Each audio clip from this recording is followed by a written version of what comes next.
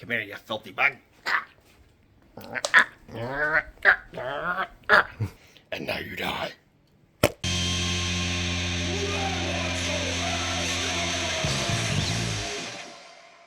Welcome back to the Red Ones Go Fast. I'm old Big Mek, and in this video we are talking about the last of the holiday battle forces from Games Workshop, the Tyranid Onslaught Swarm. Let's get into it! Alright, for those of you new to the channel, welcome. And for those of you that know the drill, go ahead and skip ahead a couple of seconds. But anyways, for those of you that are new, welcome. My name is Old Big Mek. This is the Red Ones Go Faster, and I've been doing a series of videos called Deep Dives into the new Battle Force box sets for Warhammer 40,000 from Games Workshop. How this works is, just about every channel has their initial thingy on them, tells you what's in the box, and out the door they go. I dive much deeper than that, and I actually rate each box individually in 5 different subcategories, and then give it an overall rating, an old Big Mek score, if you will, on 1 to 5 Dakkas. And part of doing this whole deep dive is looking at not only the value of the box, but also how strong it is on the board, how well it works with the rest of the army, and I also give you advice on what to buy next. Get these boxes up to a full 1,000, 1,500, even 2,000 points, depending on where you're going. I also look at it from the perspective of both somebody that's been collecting for a long time and has a big collection, like me and my orcs, and somebody that is brand new to the faction, maybe doesn't have any boxes yet, is thinking about diving in. Is it a good deal for them? Because the answer can be different depending on where you're coming from. So with all of that said, I think we're ready to put on our diving helmet and get down in there. Alright, for those of you living under a rock, this is the Onslaught Swarm and what it looks like. You have yourself a Norn Emissary, which is the big psychic guy over here on the right, who can also be built as a Norn Assimilator. You've got the Winged Hive Tyrant here, which I'm told can also be built as a regular Hive Tyrant, and possibly one of the other characters. 20 of the Hormagaunts, which are the little bugs here that are close combat with their little spiky hands, as opposed to the shooty Termagants, and 10 of the Gene Stealers. Now this box, like all of the other ones, retails for $230 US, and if you were to buy all of these kits separate, and again as all the new sculpts, not any of the old stuff, you're looking at $330 US on the retail side. And I always use full retail on these because sometimes you can get a good deal on them and sometimes you can't. So we always go with the full retail and do apples to apples comparison. Obviously, you could buy all the individual kits on a pretty decent discount. In fact, I'll probably have some linked down in the description below. And then also sometimes you get lucky with these battle forces and find them at a discount, though seeing as how this video is coming out after the pre-orders for these boxes, that might not be so true. What am I getting on about, you're asking? Well, you see, all of these battle forces sold out pretty quickly online from Warhammer.com, which is Games Workshop's new, I use that term loosely, website. That doesn't mean they are sold out. I have not found any online vendors showing a true in stock. I've seen a few that are saying that they're anticipating getting some more in. You can put yourself kind of on a wait list, you can prepay, things like that, but no more guaranteed orders online. However, I have spoken in person to managers of both my local Warhammer stores, the corporate ones, and the friendly local game stores, and I've heard from both that there is something called shelf stock, and Games Workshop is very, very particular when it comes to these holiday battle forces that there is shelf stock for the stores, because again, the whole point of these things is to be holiday gifts, right? And so you want somebody to walk in the store, see the great big pile of these things, and go, oh man, that's what I'm getting, or that's what, I should be getting for so-and-so. And so they've had to do a limit however many online orders most places could do in order to ensure enough shelf stock for people. Now, there's also lots of rumors going around about not having enough shelf stock and this, that, and the other thing, but just like Leviathan, we aren't going to know until it actually ships and it gets here. Typically, these boxes do have a little bit of a shelf life. The last couple of years, we've had all the same rumors, all the same problems, and yet lo and behold, you've walked into your local game store and there they are. So if you've missed out online, if you haven't got one yet, that doesn't invalidate this video, and it doesn't invalidate your decision. You may be able to find one if you just go looking around a little bit. And also, I do make these videos a little bit future-proofed in case somebody runs across one later on. There are a number of Games Workshop boxes that don't exactly sell Dominion and are still found on the shelves. Leviathan is actually one of them, which is a box we are going to reference quite a bit in this video. So, without further ado, let's get into our subcategories. Starting with value for money. This is the easiest category to look at. You look at how much all of these things cost individually. You look at how much the box costs. Where are you at? How you doing? As far as I could tell, if you were to piece this box together from Games Workshop, again, full retail, you're looking at $330. It's $100 savings. It's a pretty decent value for the money, especially considering these are all brand new kits. I think the Winged Hive Tyrant is the only old kit, and even that is only a couple of years old. Really, it's a great box. In fact, all of the boxes, honestly, this year are great as far as being new units. There isn't an old thing among them as far as I can tell, and that's a new one for G-Dubs. But anyways, I digress. Pretty darn decent value there. Anytime you're getting $100 off of retail, you're basically getting that Norn Emissary almost for free when you buy the other 3 units. It's a fantastic value. That's 4 out of 5 Dakkas.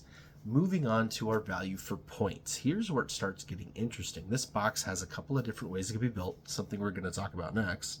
And you're looking at between 800 and 880 points, if I'm understanding correctly. Now, the Tyranids have a codex now, and I do not have that codex. Now, I am a Warhammer Plus subscriber. I do have the Warhammer app. I can build the army list, but some things are locked out by not having a codex code. And I know that there are some point options available with this that I don't know 100%. To be totally transparent, I'm not a Tyranid player. That's not that I don't like them or anything. I'm just not a Nid player. I've got enough of my own armies, and they're not one that made the cut. Way back in the day when I bought my Battle for Macragge starter set new, which was what, 4th edition. It had the little Tyranid army in it, and I did build that one up, although I don't remember if I ever played much with the army. I definitely never expanded it. But through 3rd and 4th, I did have a good buddy, Eric, who did play Nids, and he had a huge army, and they were really cool. And nowadays, when we bought Leviathan with my son, all my grats play 40k as well. There was some rumor that one of them was going to do the Nid army, and ultimately it didn't call to any of them. We ended up selling off our half of Leviathan. So right now, my Tyranid experience is basically whatever little Tyranid bits we have left over that are going on my son's bases for his Ultramarines. I'm sorry, I don't shoot the messenger. But all that being said, I'm not up on all the points when it comes to Nids, but I do know, playing around with the app, looking at the options that I can see, you're looking at between 800 and 880 points, which is absolutely massive. That is the largest army by far of the 6 boxes. The Leagues of Otan was 750. A lot of that was in their ginormous vehicle, the Hecaton Land Fortress. The Beast Snaga Stampede was about 730 points when we optioned it all the way out, which is pretty decent. The Cadians, oh god, the Imperial Guard were only 700 points, and that was with 2 of those ginormous Rogaldone tanks. And basically that was all the points, because all the little guys are just chaff, right? Pfft, they're gone. The Space Marine Spearhead Force was a paltry 500 points. And then the Exalted of the Red Angel was 750 to 765 points. So you can see that the Tyranids absolutely won this category. They are the ones to get 5 out of 5 Dakkas. Definitely the best points for the money on the board. And it's not just tied up in like 1 or 2 big things like the Votan and the Imperial Guard. It's the whole kind of thing, right? The Northern Emissary / Assimilator is a chunk of points, but so is the Hive Tyrant, and you do have 20 Hormagaunts, right? It's either 2 10-man squads or a full 20-manner, and 10 Gene Stealers. Same thing. You can either get 2 5-man squads out of it or a full 10-man squad, and that's a pretty decent chunk of points. All right, moving on to our third option, or third subcategory, and that is options. And I just spoke about this. So this is where we start getting deeper into the dive than all of the other channels do, and that's when you're looking at building what comes in this box, especially as a new player. What kind of options are there? Can you build it more than one way? Do you have choices that you get to make? Now, obviously, with the Hormagaunts and the Gene Stealers, not really. I mean, yeah, there's like poses and stuff, but I mean, like, what you're going to put on the table. Now, again, they are big units, so you can't split them into little units. That is some option. That is good. Not all of these boxes can do that. The Norn Emissary, being that you can build that as the Emissary or the Assimilator, is really cool. That gives you two completely different units that you can use in your Tyranid force, and you really get to make a big decision there on what you're going to do with it. And then, again, if I'm understanding correctly, and I'm pretty sure I am, the Winged Hive Tyrant that comes in this can be built as a regular Hive Tyrant. It can also possibly be built as the Swarm Lord. Again, if I'm right here, it's a little hard to tell on some of these kits. The new Games Workshop website is just awful. I used to be able to research kits really easily, figure out when they were made, what their, look at their sprues and all that stuff. All that stuff is gone. So my ability to research these videos has really taken a nosedive because of it. So anyways, you got some options there as well. So the options in the box are better than most of the other ones. Some of them, in fact, like the Imperial Guard one, you have, and the you have no options at all. And then even like the World Eaters, you have one option at least with those, right? The Exalted could also, or the 8-bound could also be Exalted 8-bound. The Imperial Guard, it's just you have Cadians. That's all you get. So Tyranid players rejoice. You have options in this box. 4 out of 5 Dakkas. All right, moving on to the next category, and that is strength. This specifically talks about strength on the board. How tough are these units? How good is this army? If you were to just show up at your local game store and play with just this battle force, is it going to be any competitive? Is it going to be any good?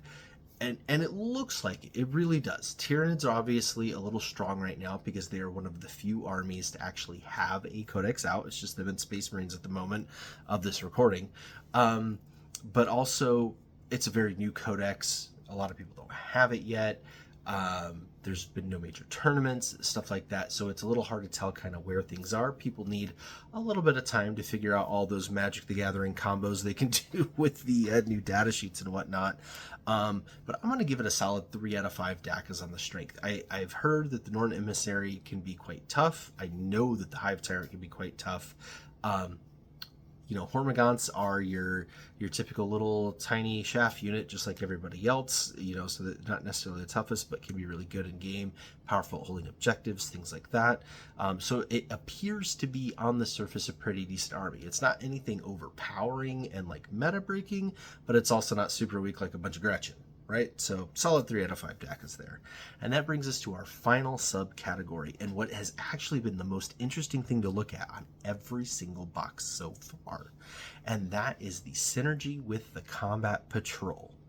Now, all of the other armies, it's been interesting for different ways, but also kind of a little bit standard, right? The orcs only have 1 combat patrol, only so much I could talk about there, and then also being beast nagas, really, we got off into the weeds on the old beast nag army set, right?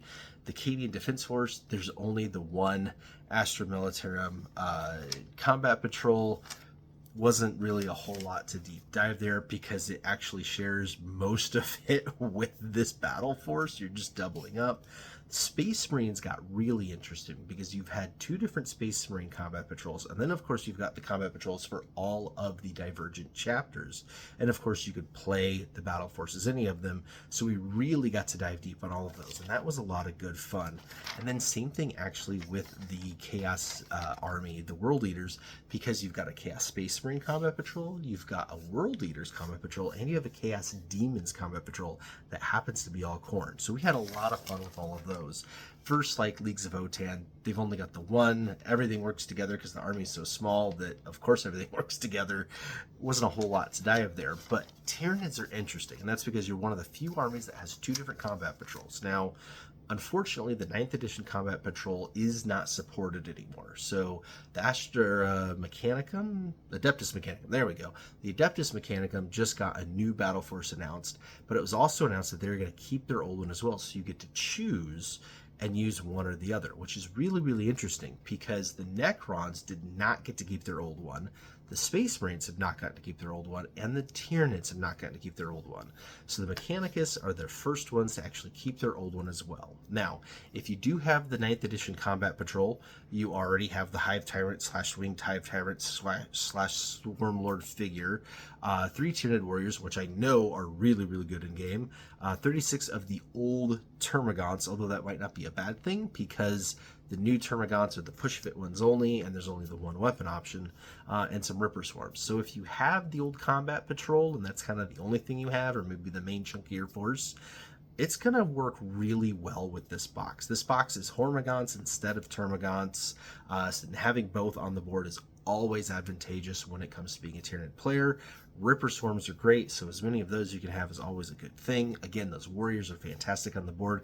And then that Hive Tyrant model, being that it has so many options you can build out of it, you're really not going to run out of them. Plus, you could take 3 of every non-named character these days, right? So really, you could have 3 Winged Hive Tyrants if you want, and it's not that big of a deal in 10th edition versus before in 9th, and before you couldn't do that. So it actually pairs pretty well with that one if you already have it. Now, I was able to find the 9th edition Combat Patrol quite a bit online still, and at a steep discount because it is the old models, even though really the only thing in there that's old is the Termagants and the Ripper Swarms. And really the Ripper Swarms look like a Ripper Swarm. You could use Ripper Swarms all the way back from 3rd edition and they still work. And the Termagants, again, yeah, they're a little older. They're not as cool looking as the new ones. They're not bad. They're not a super old kit like the Eldar Guardians that from 1998. And they have the gun option that the new push fit ones don't. So if you don't already have that Combat Patrol, it's a pretty good pickup, especially if you can get it dirt cheap. Again, those Warriors, totally worth it. Moving forward to 10th edition, though, the new 10th edition Combat Patrol is just bad. Not as bad as the Space Marine one. The Space Marine one is absolutely god-awful, but the Tyranid one is bad. And it's not so much that it plays bad, like the Space Marine one plays bad. It is just flat out bad. The Tyranid one is just parts of Leviathan, and it's basically the parts of Leviathan without the psychic stuff, right? You get your 20 Termagants, your Ripper Swarms, your Barb Gaunts, the 3 Von Ryan's Leapers, and the Tyranid prime winged thing.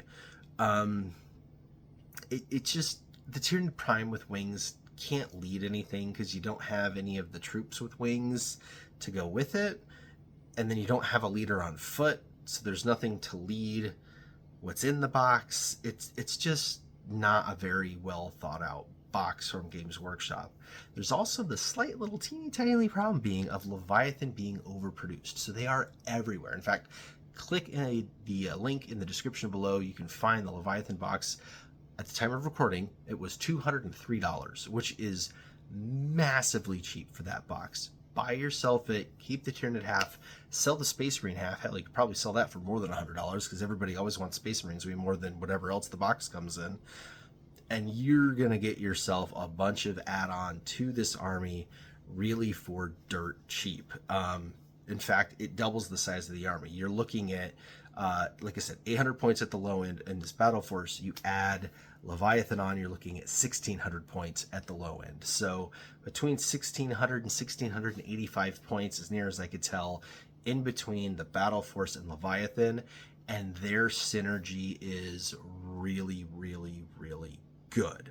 So in the battle force, obviously, you have the Norn Emissary, which is a psychic unit. But in Leviathan, you have a bunch of psychic units, right? There's the Neuro Tyrant, there's the Neuro Gaunts, and there is the Psychophage. So there's a lot of psychic going on in that box that you can now use with the Norn Emissary together to really buff up that side of the army. And then again, same thing. They were talking about the old Combat Patrol. You've got Hormagaunts in this box, which everybody wants. You've got Termagants in the Leviathan box, which just team up great so that you've got all these little Greeblies running across the board. It's very thematic looking. It plays really great. They're great at just sticking to objectives and really winning you the game in 10th edition. They just work really, really well together. So And then you've got, the Winged Tyranid Prime, even though it can't lead anything, at least it could fly around next to the Winged Hive Tyrant. Now you've got two things with some wings to go cause some havoc, right?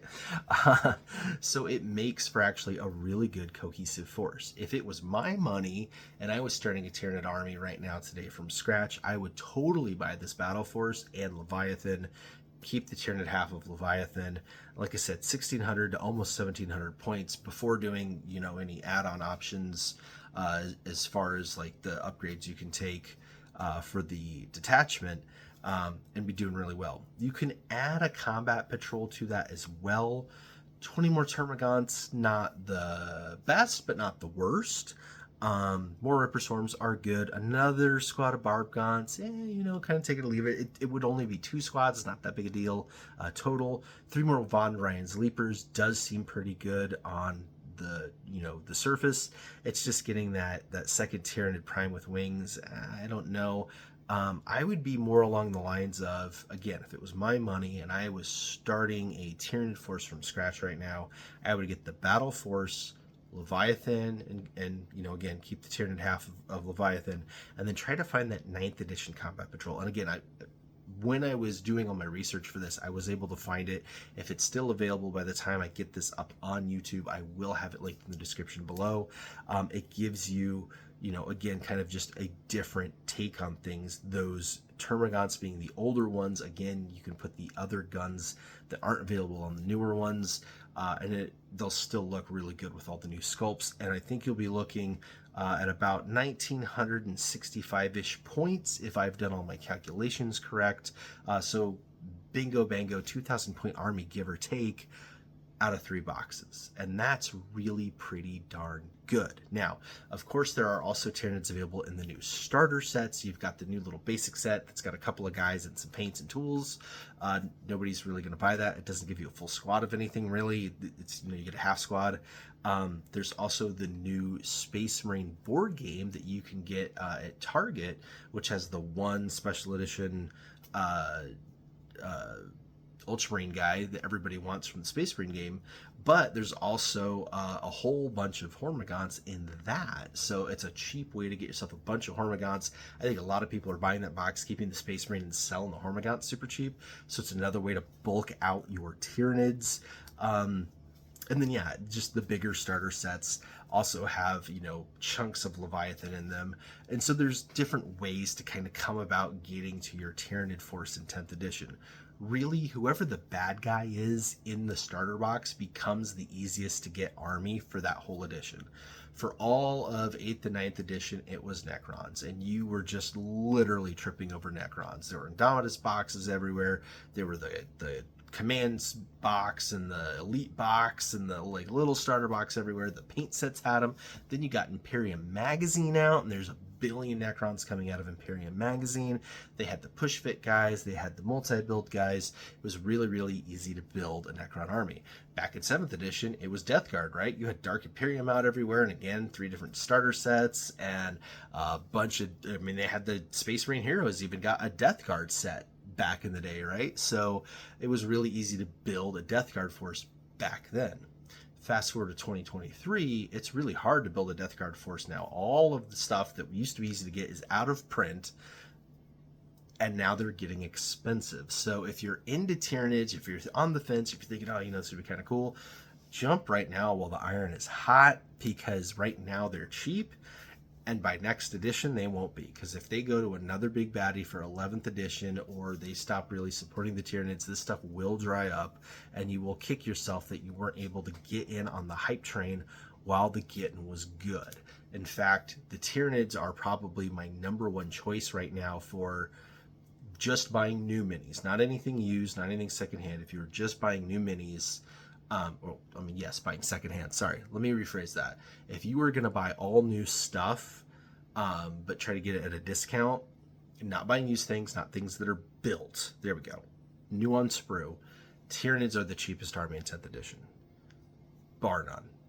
Buy points, buy model, buy whatever you want. They are the cheapest. And it's awesome because the new sculpts are really cool.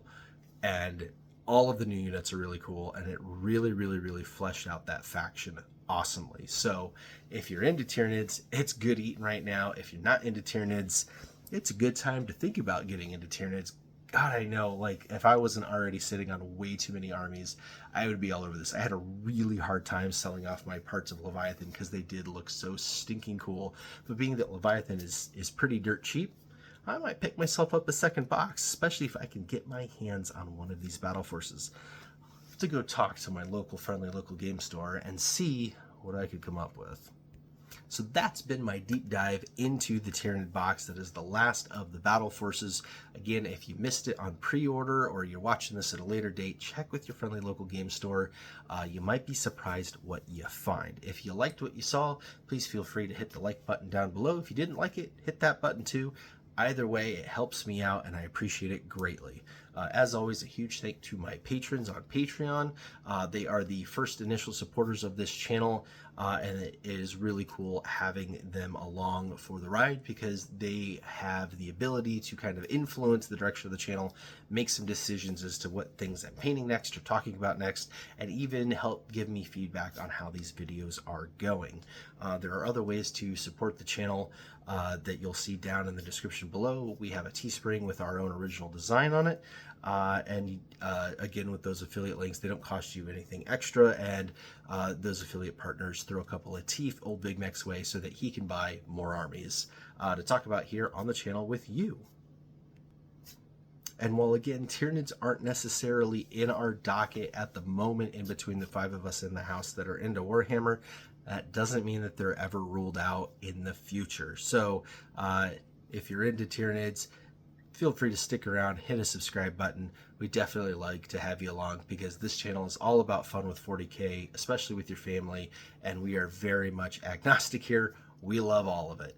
So hopefully we'll see you again, and until next time, Wagon!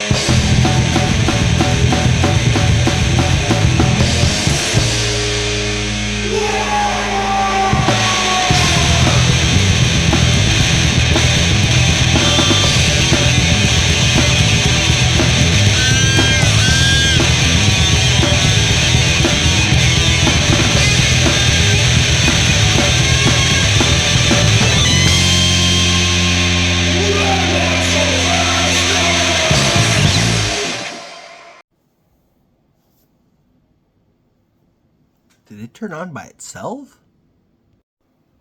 That's really cool. I didn't know that it could do that.